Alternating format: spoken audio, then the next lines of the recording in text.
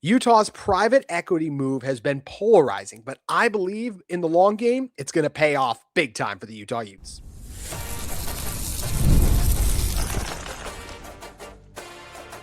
You are Locked On Utes, your daily podcast on the Utah Utes. Part of the Locked On Podcast Network, your team every day. Hello, everyone, and thank you for making Locked On Utes your first listen and view of the day. We are part of the Locked On Podcast Network, available wherever you get your podcasts, as well as on YouTube. If it's your first time tuning into our show, make sure you like and subscribe. Thank you for making Locked On the #1 sports podcast network. Huge shout out to our everydayers. Today's show brought to you by our great friends at FanDuel. If you want to be right in the middle of the action this season, visit FanDuel.com and place your NFL bets live all season long. My name is JT Wistersill, excited to be joined by one of the hosts of College Football Mafia, Professor Wild Ute, or Philip, as well. And we're going to be talking a lot of business, big business things today, basically. How the Big 12's new private equity move, because the Big 12's doing one as well. We're starting with Utah's. And then also going to talk about how this whole move could relate to Utah's conference realignment plan. So a lot to get into today with Philip here. Look, the first thing just to know, like reeling back to when this all first came out, Ross Dellinger reported the University of Utah is finalizing, this comes to us from Ross Dellinger of Yahoo Sports, a first of its kind agreement with a private equity firm, Outro Capital, to create a for-profit entity that will operate the university's athletic businesses and expected to generate upwards of $500 million in capital. I think this will pay off for Utah because a lot of other conferences are already looking to do this. In this sport, it's all about the money. How much do you have NIL-wise, building facilities, all of that. I think this is a nice way for Utah to get a head start on what some other people are trying to do. So I like the move. I like the initiative. It's been a polarizing one. Some love it, some hate it. Philip, first walk us through this deal, and also curious to know, what do you think about it? I freaking love it, JT. I freaking love it. It's a huge swing that the Utes needed to do. It establishes a war chest, which we didn't have before. And it's going to be game-changing in college sports, not just at the University of Utah, at the Big 12 level, at other institutions you watch within the next maybe 6 months, a year, 2 years. There's going to be so many schools that have a similar private equity deal that we do. It's super exciting. But let's talk through the mechanics here, okay? So it's a new for-profit entity that's a spinoff, really a subsidiary. That means it's a company underneath the University of Utah. And this company is going to be minority owned by Outro Capital. So they're not going to have majority. They're going to be a minority owner with Utah Athletics through a foundation that they've established, majority owner. And plus, the craziest thing of all is large donors, boosters in the Utah program actually having a small percentage ownership in this new for-profit entity too. So you know what that means? And you know how that's a game changer? That means your biggest donors are all of a sudden going to be able to make money off the donations they're giving to a school, at least at the University of Utah. So it's not just hey, I want to write you a check and maybe you put my name on the stadium on our building. Now it's actually a real investment for donors to put big time money into, to fund a pool of money and stuff that will go to various things that we'll end up talking about. But this is innovative. It's game changing. Utah's leading in this. And it's going to have a profound impact over the next year or two that no one's really talking about right now. So I'm so excited about this private equity deal.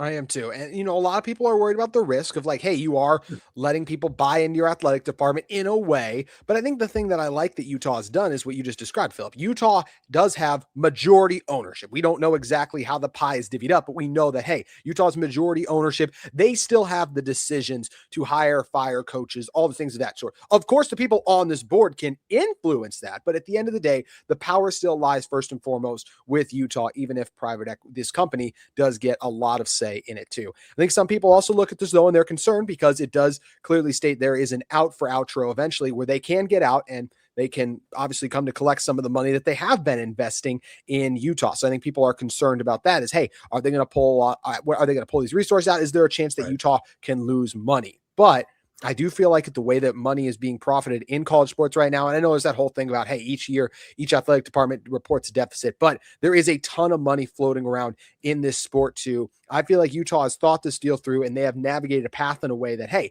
when and if Outro decides that they want to get out of this deal, we will be in a position where that will not cripple us. I trust Mark Harlan. I trust President Randall. It feels like Utah has thought this deal through because there is some risk involved, right, Philip?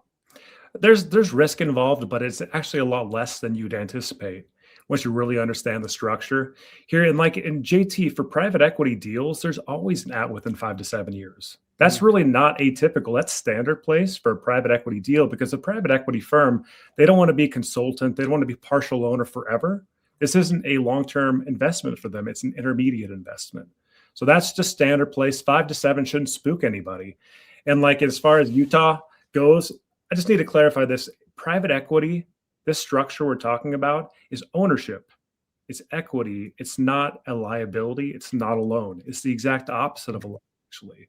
So you're sharing really the ownership of this for-profit business with the donors and with Otro Capital. And so the idea of this, though, why are we doing this, right? Yeah. That's a big question. What's the purpose of it? Really is Otro Capital saw an opportunity to make Utah athletics, especially football, basketball, women's gymnastics, more professionalized. That means they want to make more money. A fancy way to say that is monetize the different revenue that's coming into football, basketball, gymnastics. That could be ticketing revenue. That could be parking revenue, stadium concession revenue. There's a lot of different revenue sources. There's several different revenue sources that the athletic department currently gets that Otro is looking at and saying, man, you guys really aren't that great at making money in these different areas. You're not doing it like an NFL team. You're not doing it like a pro organization. Why don't we step in and help you and partner to grow those little slices of revenue? You're making this amount in ticket sales right now. Can we lift it to this amount? Can we double it? Can we get 10% more? Same thing with food, same thing with parking, same thing with all of the assets of the football team, essentially, basketball team and gymnastics team. So it's just the idea. The root idea is private equity wants to enhance these revenue streams that Utah collects already. Just enhance them. So ideally, everyone makes more money. It's not just about the upfront money that they're going to be injecting into this for-profit entity, which is going to be used for a lot of different things. But down the line, too, we're looking at expanding these revenue sources to beef them up. So one day, if Otro Capital, when they do sell out of their share and Utah buys back their ownership share in 5 to 7 years, then hopefully these are a little bit more robust revenue streams where we're making more money already because Otro Capital's partnership and who they can bring to the table as far as sponsors, who they can bring to the table as far as partners. It's basically kind of bringing a consultant in to help beef up the money you make in your athletic department. That's the big idea. That's why Otro wanted to do this. They saw inefficiencies in the Utah athletic department and frankly, really everywhere in college sports. And they want to come in here to help it, optimize it, to grow it. And they want to make money, of course. Everyone wants to make money. Utah wants to make money. Otro wants to make money. Everybody is. That's the whole purpose of this type of transaction. And that's the biggest win of all. If everyone does make money and you don't lose revenue down the line, that would be the worst case scenario. Yeah. That would absolutely be the worst case scenario for this Utah team. So you mentioned it. It's to make money, but there's lots of ways to make money. So is that Utah's sole goal in this, or do they have their sights set on bigger aspirations? Some might even say the Big Ten. What are we talking about? We're going to tell you in one moment. Today's show is brought to you by our friends at FanDuel Sportsbook. NFL Sundays move fast. One big play and suddenly everything feels different. That's what makes live betting with FanDuel so exciting. You're not just watching the game, you're reacting to it in real time. With FanDuel, you can place bets as the action unfolds. Every drive, every momentum swing, every highlight, every moment. Live betting is best when the game starts to shift. A receiver gets hot, a defense tightens up, or the momentum flips after a turnover. FanDuel lets you jump into the moment. Live spreads and money lines adjust instantly. Player props, updates as guys heat up too. You can bet next touchdown scores, drive results total, and more. It keeps you locked into every step, every drive, every snap, every possibility. And it's not just NFL, it's college basketball. We still got college football, obviously. How great was the college football playoff these past couple of days? And we also have the NBA too. So if you want to get in on the action for NFL or any sport, head over to FanDuel. Visit FanDuel.com and place your NFL live bets all season long. FanDuel, the game moves fast, and so can you with FanDuel Sportsbook. Today's show is also brought to you by our friends at Woodward. We're just going to say it. The fun per foot ratio at Woodward Park City is second to none. Located just 20 minutes from the Salt Lake Valley, Woodward offers experiential learning in a radically fun and safe environment with facilities for all abilities. The door is always open to first-time users and regulars alike. Bounce from parks to pits, ramps to tramps, and back again. Mountain Park season passes are now on sale for just $499. Rip hot laps with a posse after school and into the evening. Maximize mountain time this winter at one of the best terrain parks in Utah all season long. Looking to go all in? The All Access membership provides just that. From passes to perks, discounts, and more. Just starting out, learn to fly with Woodward Tribe in seasonal and multi-week programs that build skills and confidence in stoke-inspiring environment. Just 20 minutes from Salt Lake, Woodward offers experiential learning with facilities for all abilities. Learn more at woodwardparkcity.com today. Are the Utah Utes using private equity not just to help enhance the university itself, but to also position themselves in a better place in conference realignment? Because I think Jake Hatch is the first person I saw bring this up of Locked On Cougars when he said, hey, that 5 to 7 years could also match up when a lot of the conference realignment chaos will take place. Big Ten was very close to a private equity deal not long ago, but Michigan and USC held it up. So obviously the conference, a lot of the decision makers think in a way that Utah is too. Philip, do you believe this move is part of Utah trying to position themselves to get into the Big Ten Conference? The Utah Utes should have one overarching goal outside of winning a national championship, and that is to get into the Big Ten Conference. JT, you know it. I know it. Every single listener knows it. It has to be the pressing thing that's on our mind all of the time. It's survival. It's about lifting the brand of Utah. It's everything. How can Utah get into the Big Ten Conference? That is the root of this private equity deal, 100%. Not fall behind over the next 3-5 years when the Big Ten eventually does expand again to be one of the premier candidates, which Utah already is, but to remain there in a competitive sense, especially in football, in that 2030 time range to get into the Big Ten Conference. So that is the number one goal for sure. And how are we going to do that? How would Utah do that? What can we use this private equity fund to do? So if we have a $500 million war chest that we didn't have access to before, you're not going to invest in NIL, meaning player retention, driving players from the portal, recruiting directly, but instead you're going to use this money to pay off debt at the university. You're going to use this money to do other things at the university that will free up money that's currently going towards debt and other sources to move over to the NIL. So a lot of the booster money that's going to be coming in is going to be going directly to NIL rather than going to multiple places. What effectively that does indirectly is lifts your NIL budget considerably. And guess what? Everybody, if Utah is going to be successful in this private equity deal, they need to win football games and win basketball games, but mostly win football games because that is your product. That's what the fans are paying for. And you like it or not, JT, the one group that's going to be paying the most for private equity, do you know who that is? The one group? Are you talking about like the Big Ten Conference? So this private equity deal, okay, who you talking about out of everybody, who do you think is going to be paying the most for Utah's private equity deal? Ooh, I'm not sure. You tell me. The fans. We. Ooh. I hate to say it. Like, so when private equity comes in. Oh, you mean hurting the fans? It's not hurting the fans. It's actually basically it's monetizing the fans, making the fans pay a little bit more for the fandom, for their tickets, for the food that indirectly is going into NIL. That's effectively what this private equity deal is doing. It's not like you have a Cody Campbell that's throwing a ton of money in sponsorship, but you're basically asking more of your fan base by charging higher prices, and that's funneling over to the NIL eventually. But really, we as fans, ticket holders, watchers of Utah football, lovers, stakeholders, we're the ones that are going to be paying more for Utah consumption of watching Utah and loving Utah. That's just how it is. And so we, the fans, need to see wins on the field to keep doing that, right? So Utah, to be successful in the private equity deal, to eventually get into the Big Ten, to lift the value at the athletic department, has to win. And to do that, you have to spend a lot in NIL, getting transfer portal players, recruits, retaining the roster to win football games. That is the crux of this whole thing, but it is all about the Big Ten underneath.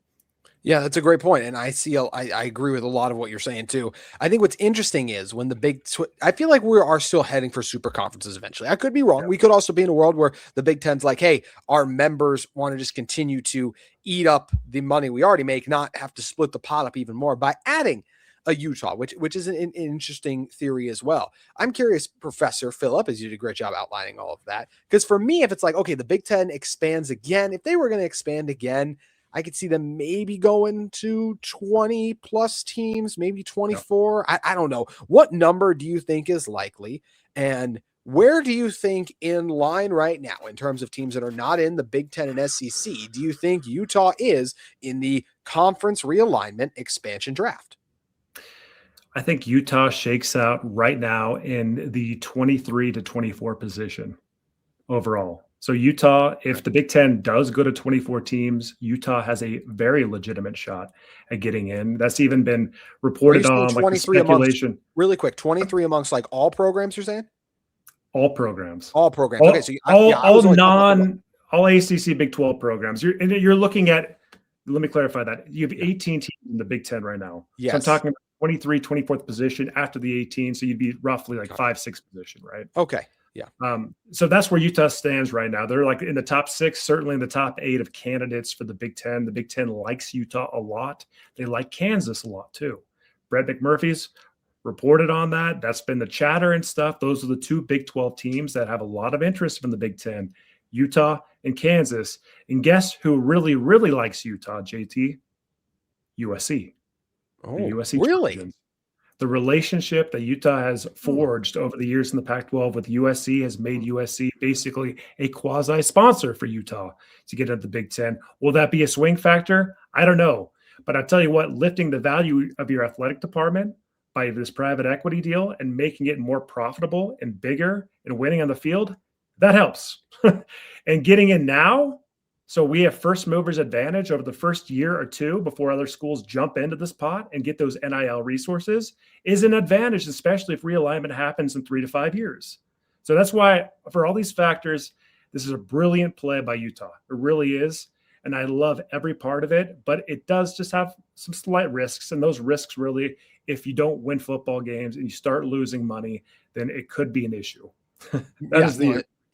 Yeah, it's a great point. If Utah were to start losing, it's even more problematic in some ways now, but it feels like this position, in large part because of this investment, is in a better spot to try and win those games. Mentioned Utah's 5th and 6th in line.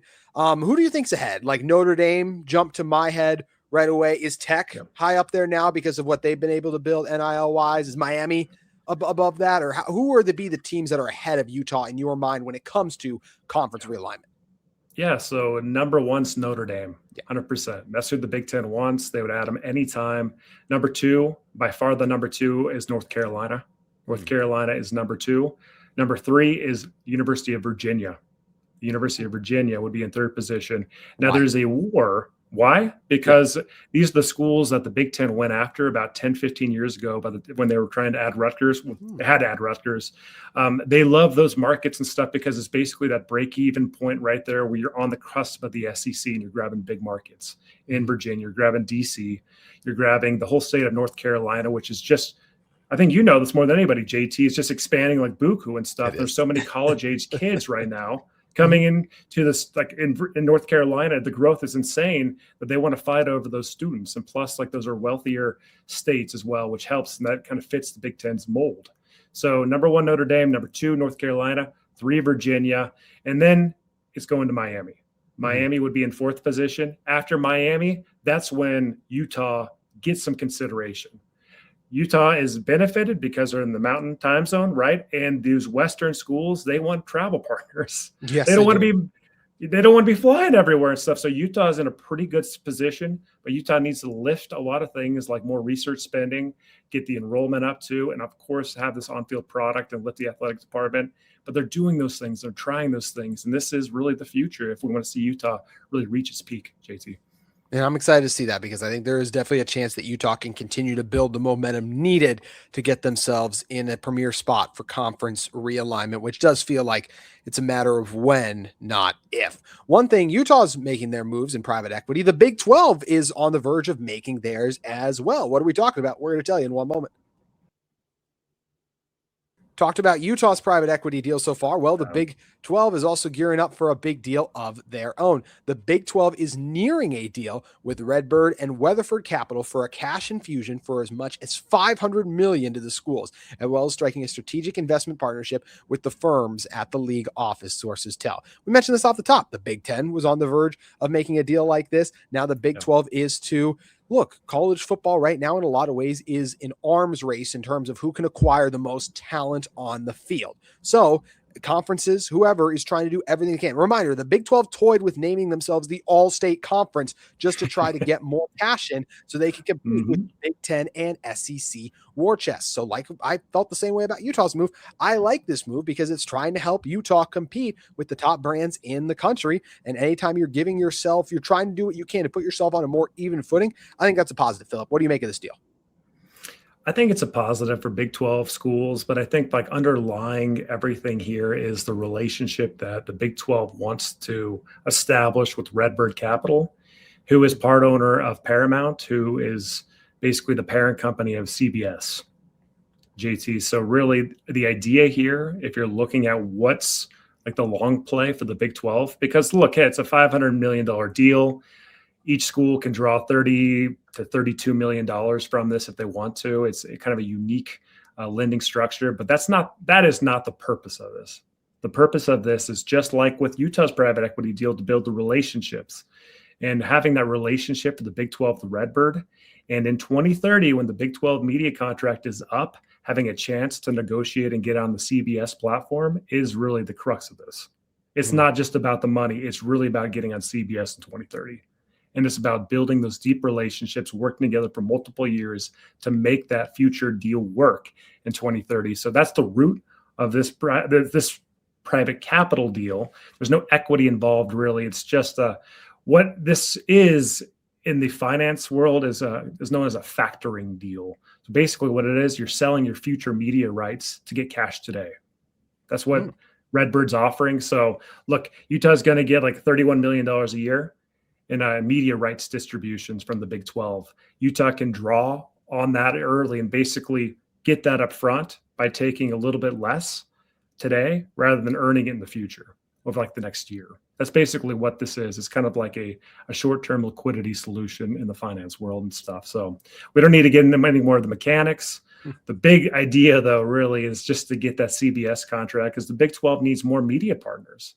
Look, ESPN's given the Big 12 no play at all. Nothing. We saw this Utes getting totally screwed on ESPN multiple times, getting stuck on ESPN2, man. It drives me nuts. How about what they did to BYU? I know we're the rival with BYU, but BYU not even being part of the discussion. I would not, if I was on that committee, I would have said, I think BYU deserves to be in. And someone would have said to me, hey, are they one of the 12 best teams? And I would have said, no, I don't think they're one of the 12 best teams. But not having them a part of the discussion just to me shows how they value the Big 12. Yes, Tech is ranked fourth, but it just doesn't feel like the value of the conference is there versus obviously CBS has worked with TNT frequently and TNT has placed a lot of value on the Big 12. We see what they've done with their college football matchups, even though they get like the worst game each week, technically, they make it a priority. And I think having your own network where you are a priority would be a big thing for Utah, right, Philip?